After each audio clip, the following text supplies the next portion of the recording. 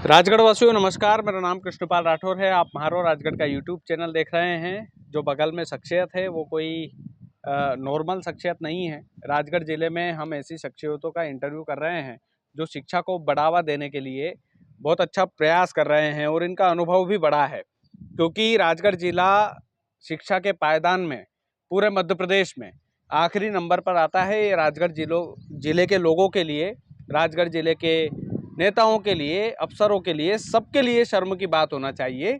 लेकिन कुछ ऐसे नगीने हैं जो शिक्षा को जो है वो बढ़ावा दे रहे हैं। ऐसे में राकेश सर जो है हमारे साथ है। तो राकेश सर, सबसे पहले आपका बहुत बहुत स्वागत है। धन्यवाद।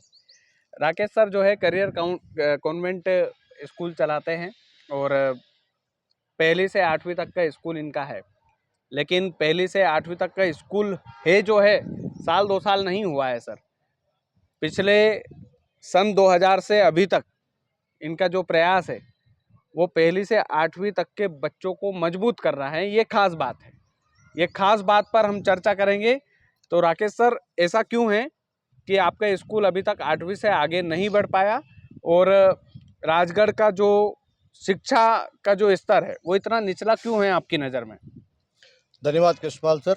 सबसे पहले आपको इस रंग बिरंगे, रंगीन और स्नेह भरे होली के त्यौहार की शुभकामनाएं, बहुत बहुत शुभकामनाएं। देखिए, राजगढ़ जिला जो है वो शिक्षा के क्षेत्र में आज से ही नहीं, अपितु हम इतिहास को भी उठाकर देखें तो यहाँ पर कृषि व्यवसाय की कमी होना, आर्थिक संपन्नता नहीं होना, यह एक शिक्षा के क्षेत्र में पीछे होने का कारण मान सकते हैं।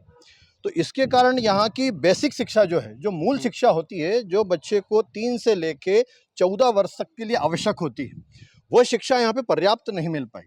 प्राचीन शिक्षा पद्धति के आधार पे हम बात करें तो उस समय जो शिक्षा पद्धति हुआ करती थी, तो उसमें साधनों की कमी के कारण, साध्यों की कमी के कारण शिक्षा के जो शिक्षक होते थे उनके पास जो मानसिक उपलब्धता होती रहती थी या पुस्तकों की जो उपलब्धता होती थी, मात्र उसी के आधार पे वो बच्चों को शिक्षित किया करते थे, जो कि एक तरह से अपर्याप्त है।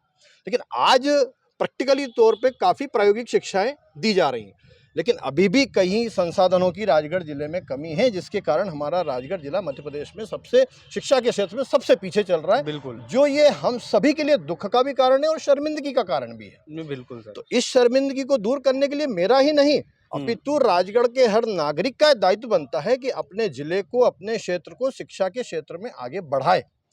तो मैं उसी मार्ग पर चलने का प्रयास कर रहा हूँ। नहीं सर, मेरा सवाल बेसिकली ये था कि आप 8वीं तक ही स्कूल क्यों रख पाए? क्योंकि देखो, 2000 से आपका स्कूल चल रहा है, बिल्कुल लगभग 26 साल हो गए हैं। बिल्कुल और 26 साल। 26 साल के इस सफर में आजकल क्या होता है, जो भी स्कूल का मालिक होता है वो परमिशन लेने के चक्कर में फटाफट कब 10वीं हो, कब 12वीं हो और कब हम चीज़ें आगे बढ़ाएं। तो आपने 8वीं तक ही बेसिक क्यों रखा और इसका मेन उद्देश्य क्या है? मतलब आपकी नज़र से मैं जानना चाहता हूँ। मैं इस प्रश्न से केवल एक मात्र आपके द्वारा ही परिचित नहीं हुआ। बिल्कुल, मैं सन 2001 से ही इस प्रश्न से सामना कर रहा हूँ और इस प्रश्न का एक ही जवाब है कि मेरा मूल उद्देश्य है राजगढ़ में जो बेसिक शिक्षा का अभाव रहता है, उस शिक्षा का अभाव खत्म करना और न्यूनतम शुल्क में वो शिक्षा सिस्टमेटिक तरीके से प्रदान करना, ताकि बच्चा जब 9th में जाए, क्योंकि 9th से 12th तक उसका कॉम्पिटिटिव एज होता है, पूरा कॉम्पिटिटिव एग्जाम का एज होता है, तो उस एज को वो कैसे फेस करे,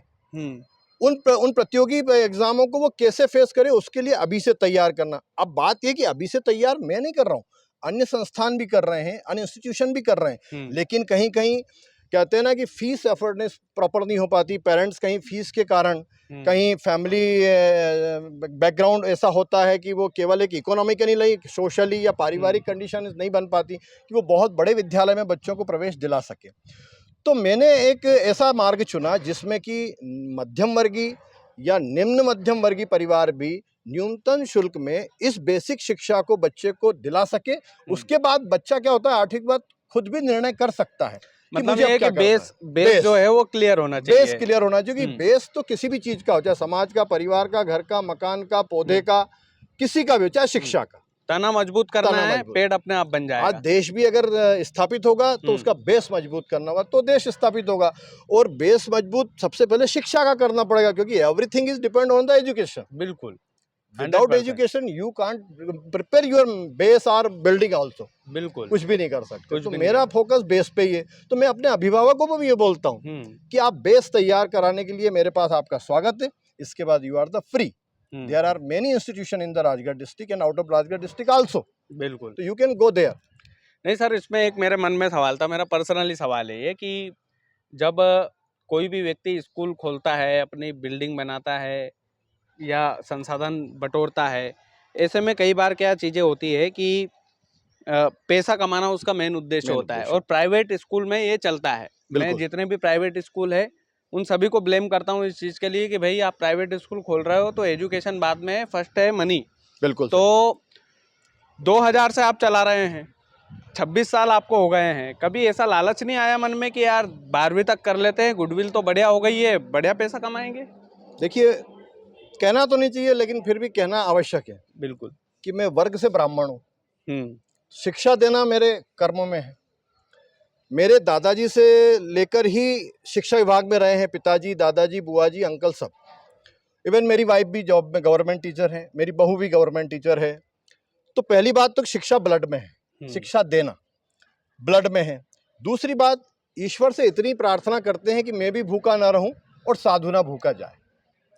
तो इस थॉट्स को मैं नहीं करता, मेरे दादाजी ने मुझे दिया है।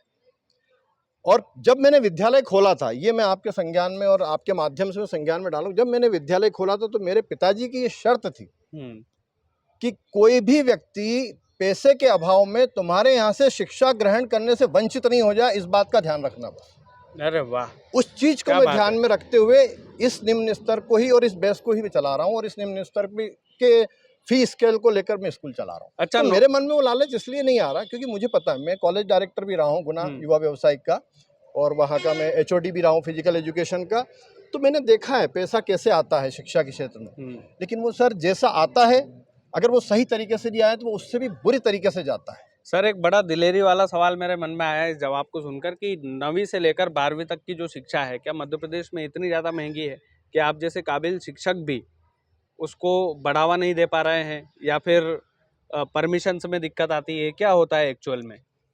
नहीं, ऐसा है कि महंगी शिक्षा नहीं है, हर जगह नहीं है, हर जगह नहीं। बिल्कुल। ये तो चॉइस मतलब ऑन द पेरेंट्स पे डिपेंड है कि आप किस तरह के इंस्टीट्यूट को चॉइस करते हैं। बिल्कुल। शिक्षा तो मध्य प्रदेश छोड़ो पूरे भारत में हर स्तर पे मिल रही है, लेकिन ये आपकी चॉइस करने पे डिपेंड है।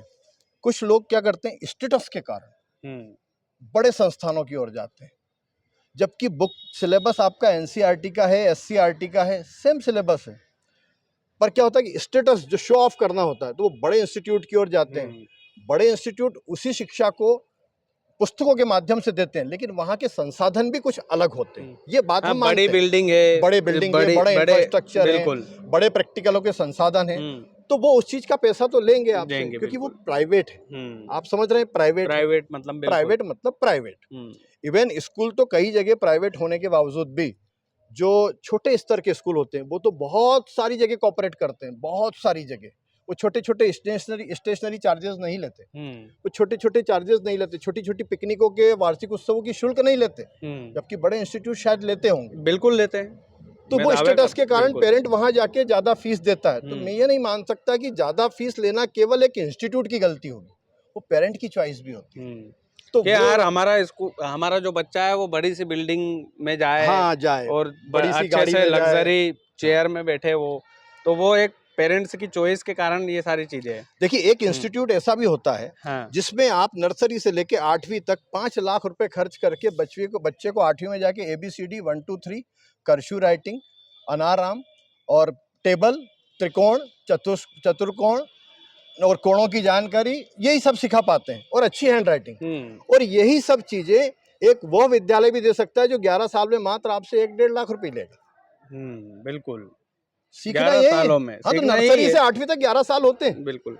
हाँ सर, एक शहरों में बड़ा चलता है कि यार UKG की फीस 1-1-1.5 लाख होती है, और सिखाना अनाराम ही है उनको। बिल्कुल, पेरेंट इसी को नहीं समझ पाता है। बिल्कुल, ये मतलब ये माया जाल में फंस जाता है एक बच्चे का बाप भी, मतलब माँ हुई, बाप हुआ है, जो भी हुए। लेकिन एक हाई फी जो एफर्ट करता है स्कूल, उसके साथ ये भी हम मानते हैं कि उसके टीचर्स के लेवल भी उतने होंगे तो उनकी सैलरी भी उतनी होगी। क्या बात है, वो भी फर्क पड़ता है। हम केवल एक पक्ष पे बात नहीं कर सकते। नहीं नहीं, बिल्कुल आप स्कूल चला रहे हो 26 सालों से, तो आपको ज्यादा अनुभव तो है उसकी सैलरी का उसका जो डिस्ट्रीब्यूशन है बहुत हैवी होता है, क्योंकि जो वहाँ जॉब करने जाएगा उसकी डिमांड भी उतनी ही होगी, उसी लेवल की होगी, उसका एक्सपीरियंस भी उतनी लेवल का होगा। तो ये जो छोटे इंस्टीट्यूट होते हैं इसमें एम्प्लॉय की बजाय ओनर का डेडिकेशन बहुत ज़्यादा होता है। बिल्कुल सही बात, तब ये सक्सेस होता है सर। और जो बड़े इंस्टीट्यूट होते हैं उसपे एम्प्लॉयज़ पे डिपेंड ज़्यादा होता है, तो एम्प्लॉय को सैलरी ज़्यादा मिलती है। तो लोग ये जो डिफरेंट निकालते हैं ना कि वहाँ के शिक्षक बहुत अच्छे हैं, वहाँ के कर्मचारी अच्छे हैं, लेकिन वहाँ का ओनर इन्वॉल्व डायरेक्टली इन्वॉल्व नहीं होता। लेकिन छोटे इंस्टीट्यूट क्या करते हैं, कोई कम सैलरी में ले रहा है, क्यों ले रहा है? क्योंकि उसकी फीस कम है, तो वो खुद उसमें डायरेक्ट इन्वॉल्व होता है, खुद क्लास लेता है, खुद टीचर को ट्रेनिंग देता है, अलग से ट्रेनिंग नहीं दिलवाता, तो वो पैसा बचाता है और वो उसका लाभ बच्चों को देता है, पेरेंट को देता है। सर एक बिल्कुल आपका एक्सपीरियंस के अकॉर्डिंग मेरा एक आखिरी सवाल है इस इंटरव्यू का। जी जी। और मेरा आखिरी सवाल ये है सर कि राजगढ़ जिला आखिरी पायदान पर शिक्षा में है, ये दुख की इसका क्या कारण हो सकता है? टेक्निकली भी या फिर जो चीज़ें हैं उसके अकॉर्डिंग, पॉलिटिकली भी हम बोल लें, कैसे भी बोल लें, लेकिन आखिरी पायदान पर है, ये दुख का विषय है।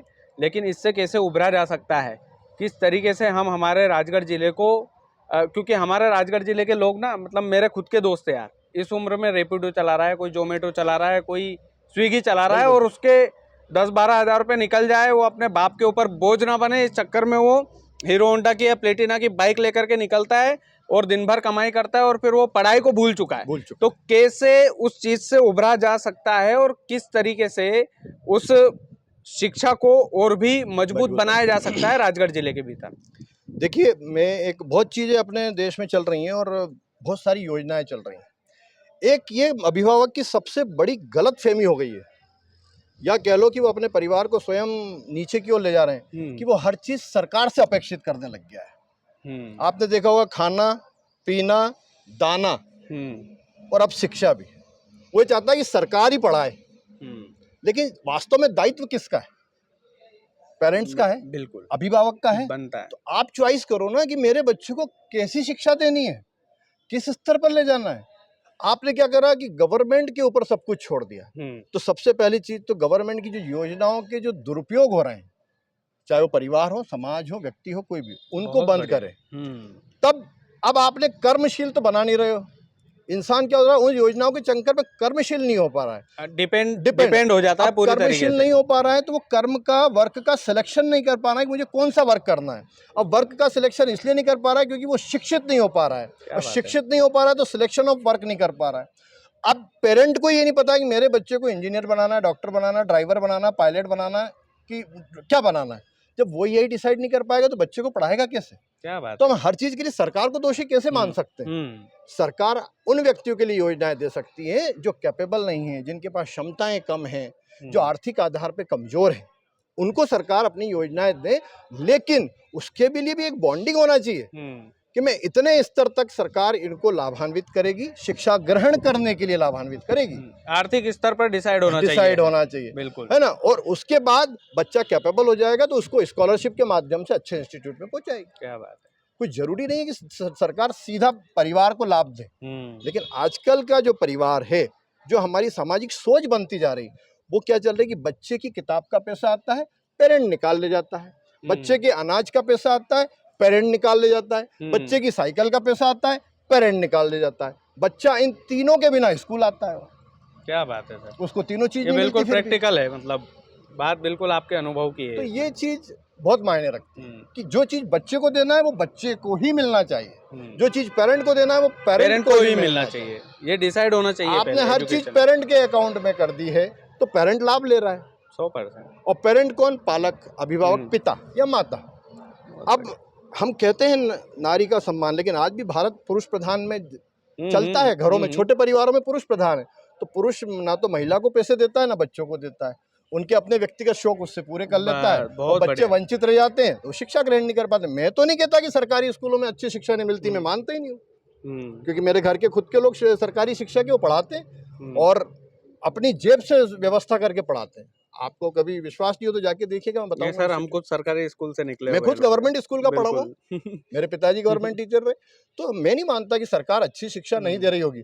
सरकार से अच्छी शिक्षा ग्रहण करने वाले लोगों की कमी हो गई है। क्या बात है सर, उस सोच की कमी हो गई है।